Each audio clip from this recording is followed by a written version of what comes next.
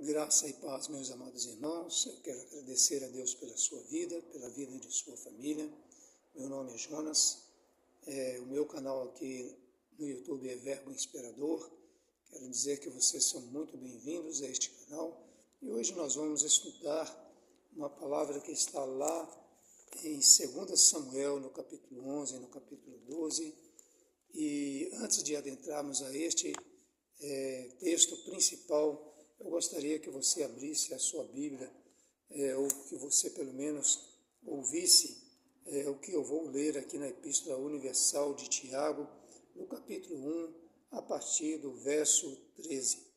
Diz assim: ninguém sendo tentado diga, de Deus sou tentado, porque Deus não pode ser tentado pelo mal e a ninguém tenta. Mas cada um é tentado quando atraído e engodado pela sua própria consciência. Depois, havendo a consciência concebido, dá à luz o pecado, e o pecado, sendo consumado, gera a morte. Bom, amados, aqui é um texto digno de aceitação aqui em Tiago, na Epístola Universal de Tiago. E agora vamos para o capítulo de 2 Samuel, capítulo 11 e capítulo 12. Que você possa abrir a tua Bíblia, teu celular, e nós vamos meditar aqui hoje a respeito de um assunto que eu gostaria de deixar em ênfase aqui, que é a tentação. Bom, queridos, sabemos que Davi foi um dos maiores reis de Israel. Se nós pegarmos aqui nos capítulos anteriores ao capítulo 11, nós vamos ver que Deus lhe concedeu a vitória sobre várias nações, ou vários povos, como sírios, filisteus, fenícios e tantos outros povos, que Deus concedeu a ele e ao exército de Israel a vitória nessas pelejas. Bom, amados, sabemos que Davi não era ainda rei de Israel. Em outros textos, não nesse texto propriamente, quando ele já era rei, mas sabemos que Davi era um simples pastor de ovelhas, um pastor que estava lá na casa de Jessé, seu pai. Seus irmãos eram nada mais, nada menos que soldados do exército de Saul, e mal sabiam eles que Davi iria ser o sucessor daquele rei Saul. Eu não vou adentrar aqui a respeito da história do reinado, podemos deixar para uma outra oportunidade e estudar e meditar um pouco sobre a história de Saul, mas eu gostaria de ficar com este personagem Davi e esse texto falando sobre a tentação. Bom, já no versículo 1 diz assim: e aconteceu que, tendo decorrido um ano, no tempo em que os reis saem, enviou Davi a Joabe e a seus servos, com ele a todo Israel, para que destruísse os filhos de Amon e cercassem a Rabá, porém Davi ficou em Jerusalém. Bom, queridos, até aqui tudo tranquilo, embora Davi deveria ter saído à guerra contra os filhos de Amon, lá na cidade de Rabá, mas sabemos que ele teve a escolha de ficar no seu palácio. E no versículo 2 diz que e aconteceu a hora da tarde, que Davi, se levantando do seu leito, andava passeando no terraço da casa real, e viu do terraço uma mulher que se lavava, e se estava lavando, e era esta mulher muito formosa à vista. Bom, queridos, da sacada do seu palácio, ou aqui do terraço da casa real, sabemos que tinha uma vista boa, uma vista, vamos assim dizer, enorme, e ali ele acabou vendo uma mulher que estava se banhando, né? E diga-se passagem que essa mulher, no versículo 2, no final, no parte B, esta mulher era muito formosa à vista, e Davi realmente ele gostou daquilo que ele viu, né? E ele, no versículo 3, fala que e enviou Davi e perguntou por aquela mulher, e disseram: porventura não é esta Batseba, filha de Eliã, mulher de Urias, o Heteu?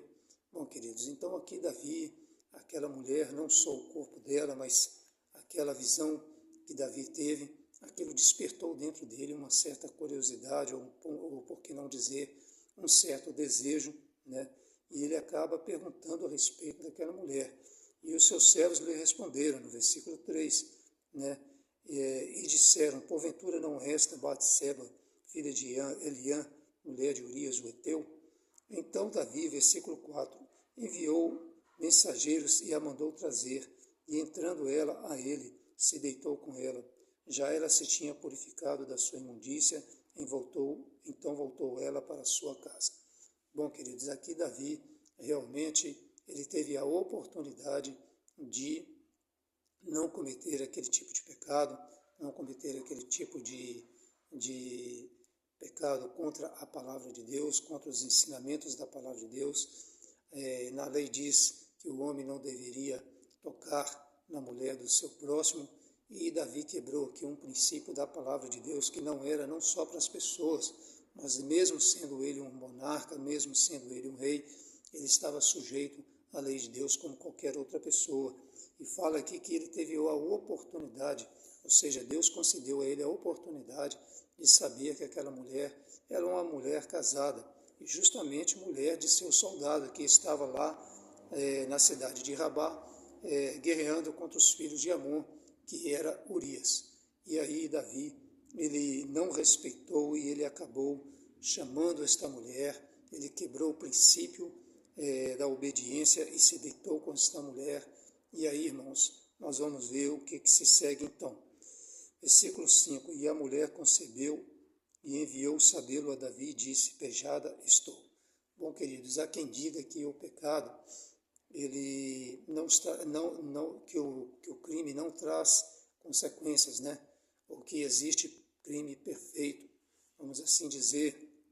Eu gostaria de dizer aqui que o crime não tem perfeição, o crime não traz consigo consequências positivas, mais cedo ou mais tarde a pessoa vai colher uma consequência muito negativa a respeito do crime, né? Porque não há crime perfeito, ele sempre deixa uma marca, ele vai sempre deixar um rastro. Então não permita, não se engane, viver criminalmente não é bom de forma alguma. Todos aqueles que estão vivendo de forma criminalmente, elas vão colher consequências negativas, porque o salário do pecado é a morte, mas o dom gratuito de Deus é a vida eterna em Cristo Jesus, o nosso Senhor. E aqui no caso aqui, a marca que foi deixada aqui pelo pecado de Davi e Batseba foi uma gravidez indesejada, tanto para um quanto para outro. Versículo 6. Então enviou Davi a Joabe, dizendo, envia-me Urias o Heteu, e Joabe enviou Urias a Davi. Bom, queridos, aqui Davi precisava de passar por cima dessa situação, ele precisava de arrumar uma forma de não deixar com que este crime, com que este pecado viesse à tona. Nós sabemos aqui que ele mandou chamar a Urias, marido de Batseba, e escreveu uma carta a Joabe dizendo, traga-me a Urias o Heteu.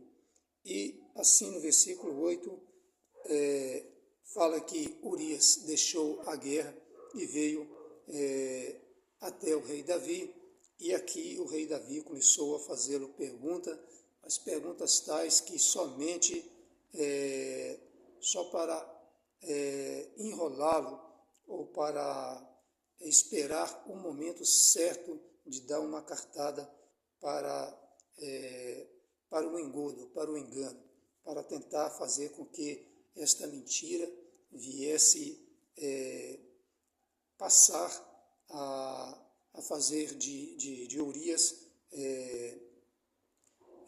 o pai desta criança, ok? E no versículo 10, e fizeram, versículo 9, porém Urias se deitou à porta da casa real com todos os servos do seu senhor e não desceu à sua casa.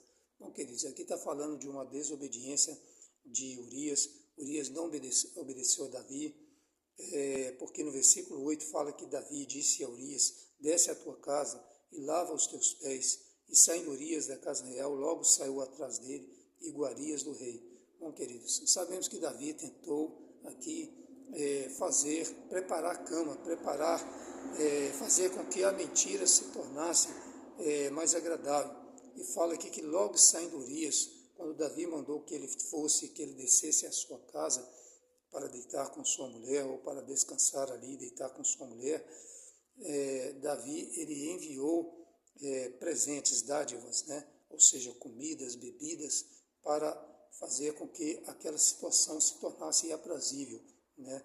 Versículo 9, porém Urias se deitou à porta da casa real com todos os servos do seu senhor e não desceu à sua casa. Ele foi resiliente. Essa desobediência não creio eu que foi no homem, creio que Deus já estava trabalhando no coração de Urias e não permitiu que ele descesse à sua casa. Versículo 10, e o fizeram saber a Davi, dizendo, Urias não desceu à sua casa. Então disse Davi a Urias, não vens tu de uma jornada? Por que não desceste à tua casa? Bom, queridos, aqui Davi perguntou para Urias, olha, você está vindo de uma jornada, de uma guerra, de uma peleja, por que você não desceu à tua casa para descansar com a tua mulher e ali ficar próximo à tua mulher? Mas a palavra de Deus, no versículo 11, disse que Urias dá uma palavra que para mim foi uma das melhores palavras que o homem pode demonstrar a sua fidelidade, o seu temor a Deus, o seu compromisso com a palavra de Deus, quando no versículo 11, Urias disse, a arca e Israel e Judá ficam em tendas, e Joabe, meu senhor, e os servos de meu senhor estão acampados no campo, e hei eu de entrar na minha casa para comer e beber, e para me deitar com a minha mulher, pela tua vida e pela vida de tua alma, não farei tal coisa. Bom, queridos, aqui para mim foi uma palavra de temor a Deus, uma palavra de respeito aos seus semelhantes, porque Urias não simplesmente não aceitou a proposta de Davi, e ele também disse que a arca do Senhor estava em tendas e que os seus soldados e que os seus amigos, soldados de guerra, estavam ali pelejando, e não era momento para que o seu coração se descansasse em sua casa ou fizesse qualquer coisa com a sua esposa, né? E ele se mostrou mais uma vez resiliente quanto a esta questão, né? No versículo 12, então disse Davi a Urias, fica cá ainda hoje, e amanhã te despedirei. Urias, pois, ficou em Jerusalém aquele dia e o dia seguinte. Bom, queridos, aqui depois da primeira resiliência, da primeira questão de não aceitação de descer para sua casa, Davi resolveu manter Urias mais um pouco em Jerusalém aquele dia e o seguinte. E aí Davi faz uma outra tentativa, ele vai para uma segunda cartada. Ele, no versículo 13, e Davi o convidou, e comeu e bebeu diante dele, e o embebedou, e à tarde saiu a deitar-se na sua cama com seus servos de seu senhor, porém não desceu à sua casa. Bom, queridos, aqui sabemos que uma das formas que Davi poderia fazer com que Urias fosse até sua casa e deitasse com a sua esposa seria embriagá-lo, ou seja, tirá-lo da sua capacidade racional, da sua capacidade mental, embriagando-o, e esta situação pareceu bem aos olhos de Davi, mas não foi aceitada por Urias, porque no versículo 14 fala que isso sucedeu que pela manhã Davi escreveu uma carta a Joabe, que era capitão do exército, e mandou-la por mão de Urias.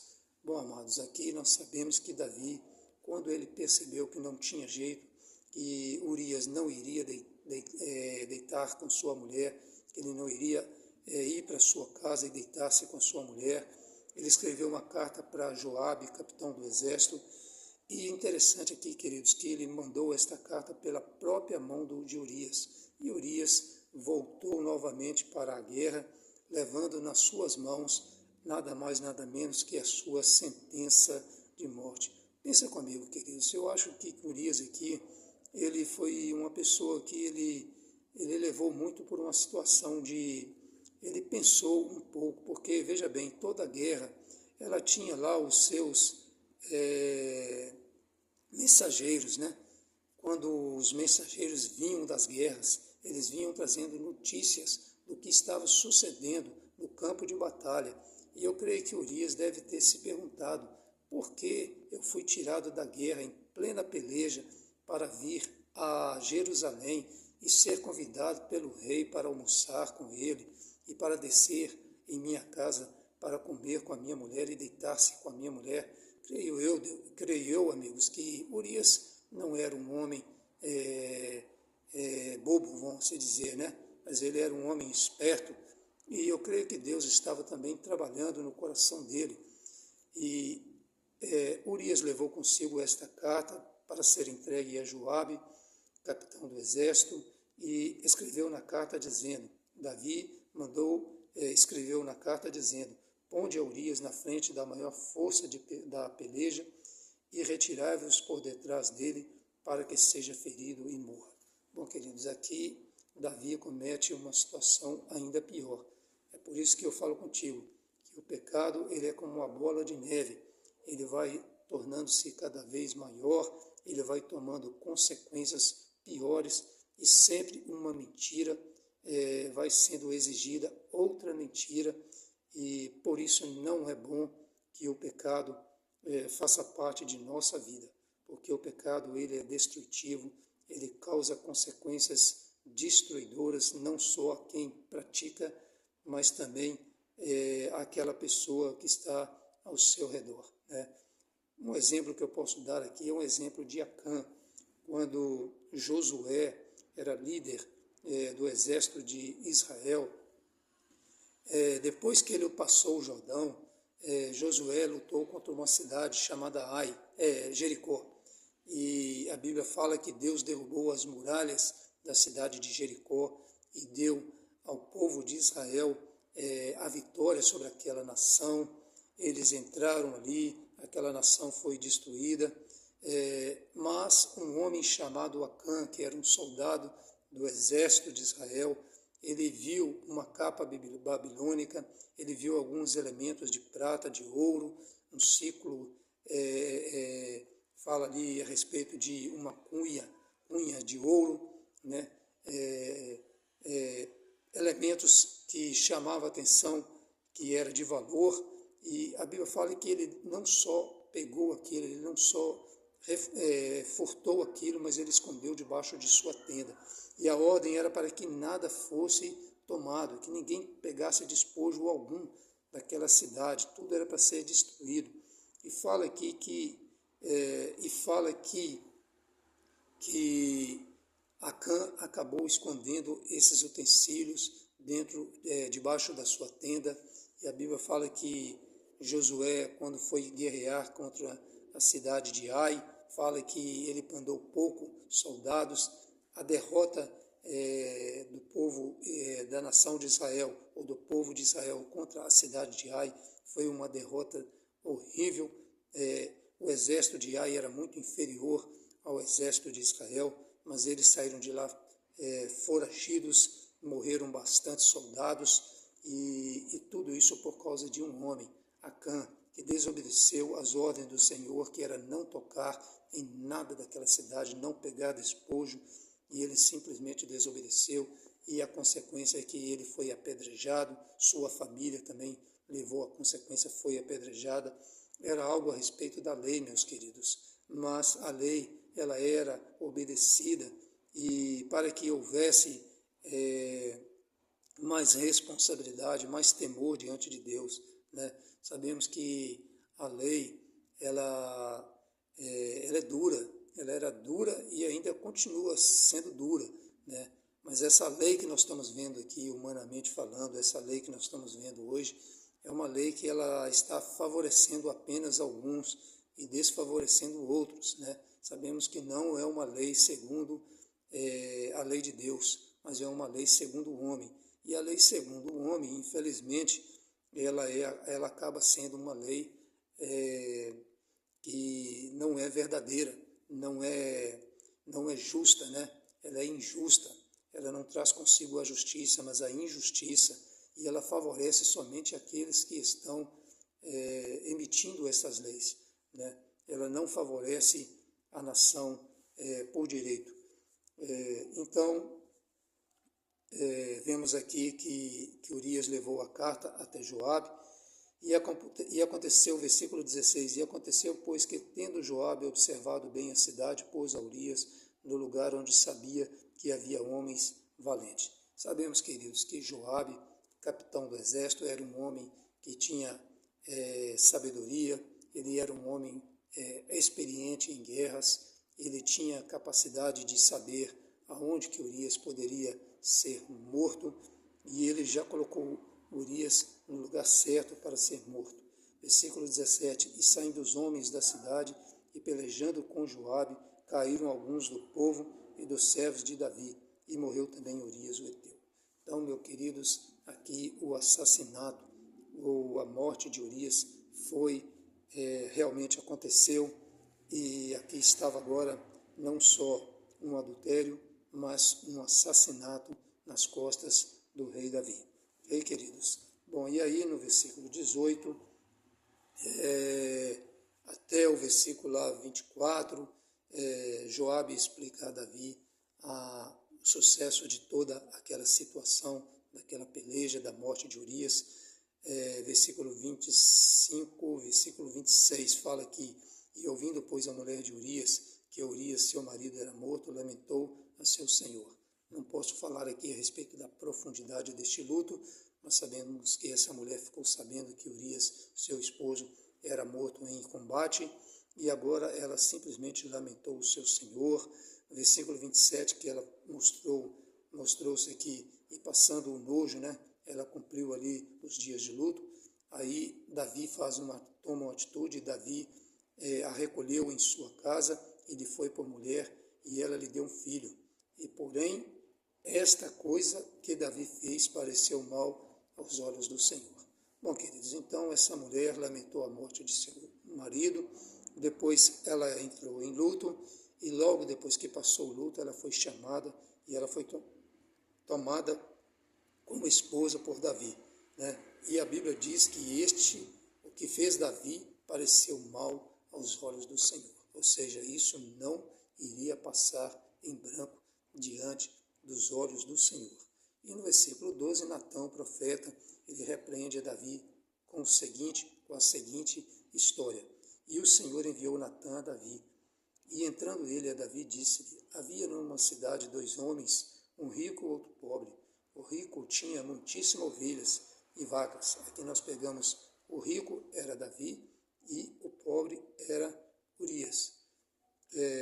Mas o pobre não tinha coisa nenhuma, versículo 3, senão uma pequena cordeira que comprara e criara, e ela tinha crescido com ele e seus filhos igualmente, e do seu bocado comia, e do seu copo bebia, e dormia em seu regaço, e a tinha como filha. E vindo ao homem rico, um viajante, deixou este de tomar das suas ovelhas e das suas vacas para guisar para o viajante que viera a ele, e tomou a cordeira do homem pobre e a preparou para o homem que viera a ele. Versículo 5. Então o furor de Davi se acendeu em grande maneira contra aquele homem, e disse a Natã, vive o Senhor, que digno de morte é o homem que fez isso, e pela cordeira tornará a dar quadruplicado, porque fez tal coisa, porque não se compadeceu. Então, queridos, aqui o profeta Natã entra até Davi, conta para ele uma historinha de que o homem recebeu uma visita, o homem rico, ao invés dele pegar dos seus bois, das suas ovelhas, das suas vacas e guisar para aquele homem, ele foi lá na casa do seu vizinho e pegou a única cordeira que ele possuía, e a Bíblia fala que isto acendeu a ira de Davi, e Davi disse que era digno de morte este tal homem, e que ele deveria pagar 4 vezes mais o que ele fez, né? E no versículo 7, queridos, então o profeta Natã revela a Davi quem era este homem. Então disse Natã a Davi, tu és este homem. Assim diz o Senhor, Deus de Israel. Então aqui, meus queridos, Natã fala com Davi, olha Davi, você é este homem. Eu te ungi rei sobre Israel. Deus falando através do profeta Natã. Eu te ungi rei sobre Israel. Eu te livrei das mãos de Saul. Por quantas vezes, queridos, se vocês pegarem, vocês vão ver que o rei Saul intentou contra a vida de Saul, contra a vida de Davi, quando Davi ainda nem era rei, ele era apenas um soldado. Mas quando Saul desconfiou que Davi poderia ser o próximo rei, porque havia corrido o boato de que o profeta Samuel havia ungido alguém como rei no lugar dele, logo Davi passou a ser interpretado como este suposto rei, e de fato ele era, né? E a palavra de Deus fala que então Saul intentou jogando lanças várias vezes sobre o rei Davi para tentar feri-lo, para tentar matá-lo, né? E a palavra de Deus diz, e Deus diz aqui: eu te ungi rei sobre Israel, eu te livrei das mãos de Saul. Ou seja, o que Deus estava dizendo aqui: olha, Davi, eu te tirei lá do campo onde você cuidava das ovelhas de seu pai, eu te ungi como rei, eu fiz que você se tornasse rei de Israel, eu te dei vitória até aqui. Meus queridos, o que eu digo, o que eu tiro de experiência aqui? Não há necessidade da pessoa utilizar de circunstâncias não agradáveis ou circunstâncias não favoráveis para conseguir qualquer coisa que seja, né? E aqui no versículo 8, Deus fala assim: e te dei a casa do teu Senhor e as mulheres do teu Senhor em teu seio, e também te dei a casa de Israel e de Judá, e se isto é pouco, mais te acrescentaria tais e tais coisas. Então aqui Deus fala a Davi: olha, Davi, eu te tirei, você era um simples pastor de ovelhas, fui eu que te consagrei como rei de Israel, eu poupei a tua vida, eu não permiti que Saul te matasse, eu te livrei. Se isso fosse pouco, eu te dei as mulheres de teu Senhor. Quando ele faleceu, essas mulheres passaram a ser tua, você tinha outras mulheres, Davi possuía outras mulheres. Nós podemos lembrar aqui de Abigail, nós podemos lembrar aqui da própria filha de Saul, Mical, e tantas outras, né? Mulheres que eram de Davi, suas concubinas, mas ele preferiu atentar para a mulher de Urias. E Deus falou assim: se isso fosse pouco, eu te acrescentaria tais e tais coisas. Então não é necessário, meus queridos, ultrapassar seus limites, ultrapassar os limites da honestidade para alcançar aquilo que Deus, que não é teu, que não pertence a você e que não faz parte da tua vida. Ok, queridos? Versículo 9: porque, pois, desprezaste a palavra do Senhor, fazendo o mal diante de seus olhos, a Urias o heteu feriste a espada, e a sua mulher tomaste por tua mulher, e aí a ele mataste com a espada dos filhos de Amon. Então, queridos, aqui Deus fala com ele que ele não deveria ter feito aquilo. Versículo 10: agora, pois, não se apartará a espada jamais da tua casa, porquanto me desprezaste e tomaste a mulher de Urias, o heteu, para que te seja por mulher. Assim diz o Senhor: eis que suscitarei a tua mesma casa o mal, e sobre ti tomarei as tuas mulheres perante os teus olhos, e as darei a teu próximo, o qual se deitará com as tuas mulheres perante este sol, porque tu o fizeste em oculto, mas eu farei este negócio perante todo Israel e perante o sol.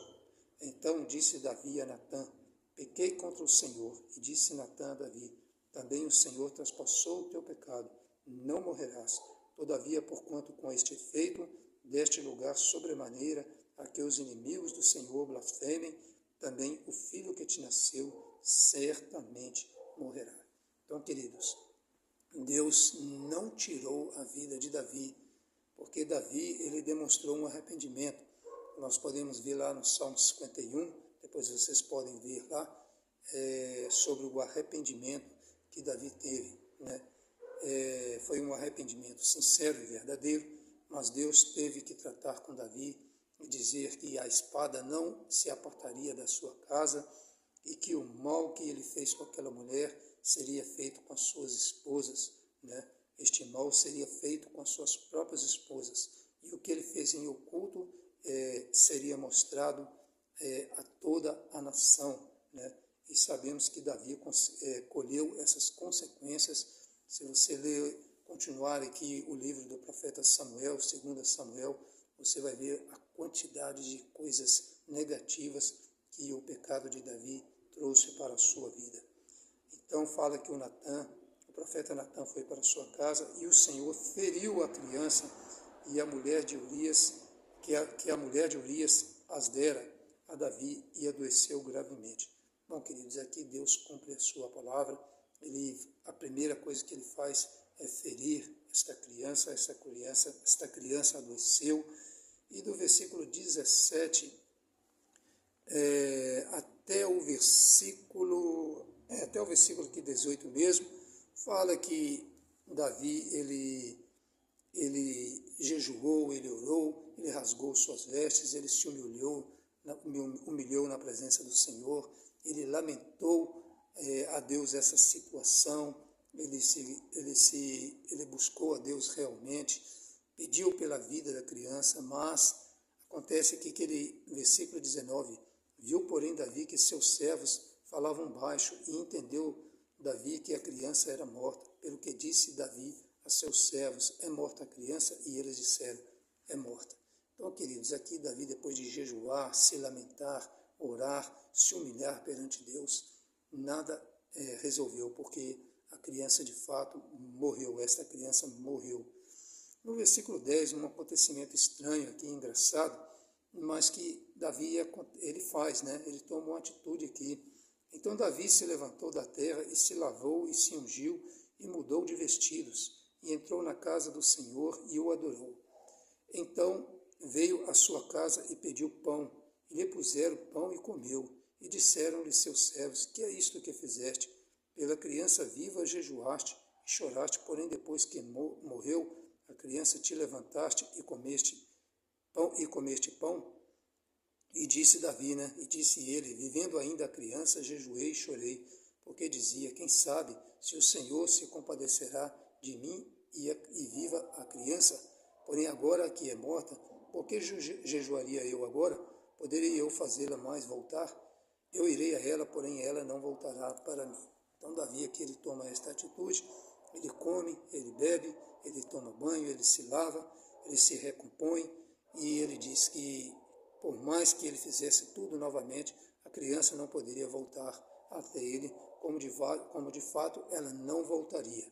Ok? Então, versículo 24, amados, Davi agora toma uma outra postura, né? Uma postura que eu digo ousada, no versículo 24. Então consolou Davi a Batseba, a sua mulher, porque ela agora era uma mulher viúva, né? Embora seu marido foi assassinado, entrou a ela e se deitou com ela, e teve ela um filho, e chamou o seu nome Salomão, e o Senhor o amou. Bom, queridos, aqui fala que Deus amou essa criança, né? De uma mulher que estava viúva, e Deus amou essa criança, e ela recebeu o nome de Salomão. Versículo 26, e enviou pela mão do profeta Natã, e chamou o seu nome Gedidias, por amor do Senhor. Sabemos que Salomão, ele foi um dos maiores reis de Israel, sucessor do seu pai Davi. Sabemos que Salomão, ele foi um rei que no seu reinado houve menos guerras e mais diplomacia, mais conversas, foi mais diplomático, foi o reino mais diplomático. Ele buscou mais alianças, né? Ao invés da guerra, da espada, ao invés das lutas, ele procurou a diplomacia, e fala que o reino deste homem prosperou sobremaneira. E ele foi um dos construtores do templo do Senhor, né? Davi havia desejado construir o templo ao Senhor, mas Deus disse a Davi, não, Davi, você é um homem sanguinolento, você é um homem que se envolveu com muitas guerras, você não vai construir, mas o teu filho construirá. Então Salomão foi escolhido pelo Senhor para a construção do templo do Senhor, né? Sabemos que só havia o tabernáculo, existia o tabernáculo, a Arca da Aliança estava ali, e Deus escolheu então Salomão para construir o templo, ok, amados? Então, queridos, aqui termina uma história em que nós tiramos aqui uma conclusão, que o pecado não vale a pena. Nós temos a mania de achar que a grama do vizinho é sempre mais bonita do que a nossa. Às vezes nós somos muito insatisfeitos, somos mal agradecidos, nós muitas das vezes somos ingratos. Deus tem nos concedido muitas bênçãos, muitas coisas, mas nós estamos sempre querendo coisas novas, coisas que possam amaciar o nosso ego e saciar a nossa vontade de possuir, né? E isso é um forte alimento para a tentação. E sabemos que a tentação, ela vai ganhando espaço, e quando assusta que não, ela nos leva ao pecado, e o pecado traz consigo a morte. Que Deus abençoe a sua vida, que Deus te livre de circunstâncias semelhantes como esta, que Deus me livre, que Deus nos livre, e que o Senhor nos dê muita força, muita sabedoria e coragem para superar essas situações. Que Deus o abençoe. Vamos terminar este estudo com uma oração em nome de Jesus. Muito obrigado, Senhor, por esta palavra, pela palavra que o Espírito do Senhor trouxe ao meu coração nesta tarde. Que o Senhor possa trazer esta palavra ao coração de cada pessoa. Deus, nos livre de cairmos em tentações, em ciladas que vêm do inimigo. Sabemos que não é fácil, meu Senhor.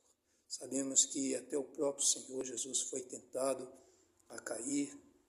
O que dirá da nossa própria vida? Como não seremos tentados, Senhor, todos os dias? Sabemos que a maior guerra não está nas espadas, nas lanças, nem tampouco, ó Deus, nas armas de guerra, mas sabemos que a maior guerra que existe hoje, meu Pai, é na nossa mente. O inimigo vem travando batalhas, ó Deus, todos os dias na nossa mente, tentando nos destruir, tentando fazer de nós pessoas derrotadas, Senhor.